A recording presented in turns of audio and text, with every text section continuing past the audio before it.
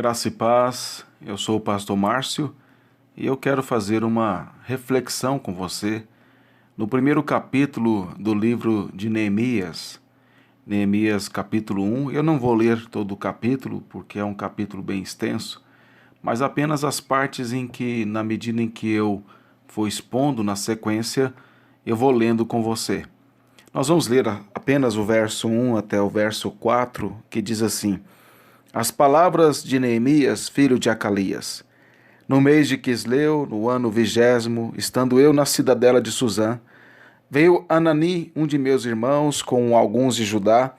Então lhes perguntei pelos judeus que escaparam e que não foram levados para o exílio e acerca de Jerusalém.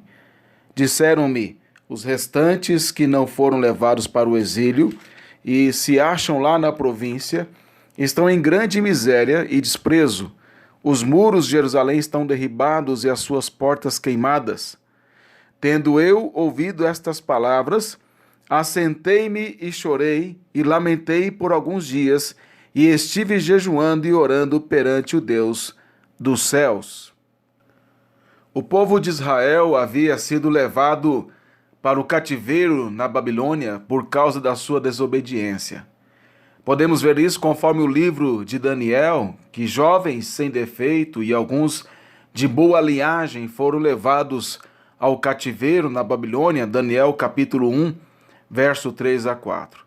Outros judeus que eram interessantes para o Império Babilônico também foram conduzidos, sendo deixados para trás apenas aqueles que não interessavam ao Império. A assolação dominou a alma da nação judaica.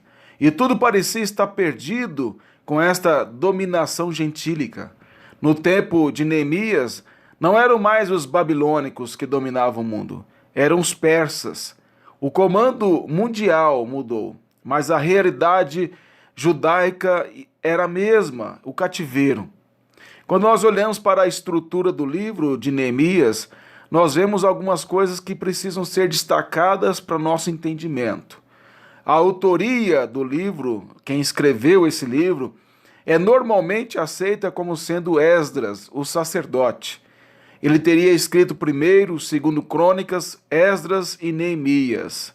Neemias e Esdras compunham um só livro na Bíblia hebraica e foram escritos posteriormente os profetas de Malaquias. Então, Neemias e Esdras eram um livro só, e profetas como Malaquias e outros foram escritos posteriormente, só para você ter uma ideia do tempo, do momento. O nome Neemias significa consolo do Senhor. Este homem era copeiro do rei Artaxerxes, conforme o capítulo 1, verso 11, um cargo de honra e muita confiança.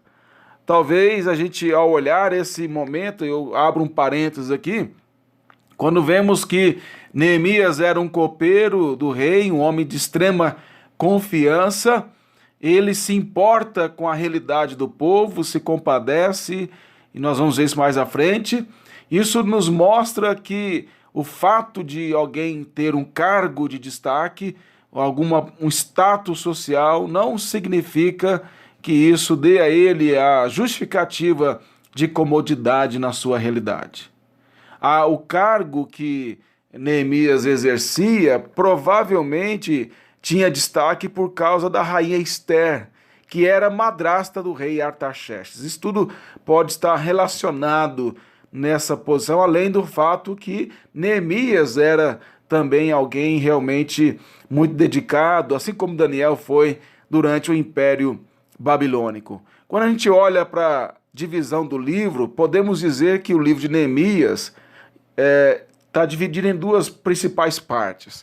A primeira parte é do capítulo 1 ao capítulo 6, que é a reconstrução dos muros. Você vai ver a narrativa sobre como Deus usou Neemias para reconstruir os muros, que há mais de 120 anos estava derrubado. E o capítulo 7 ao capítulo 13, você tem a reconstrução moral e espiritual do povo. Não era só uma questão de reconstruir os muros de Jerusalém, mas reconstruir o povo de Judá. Essa era a grande questão.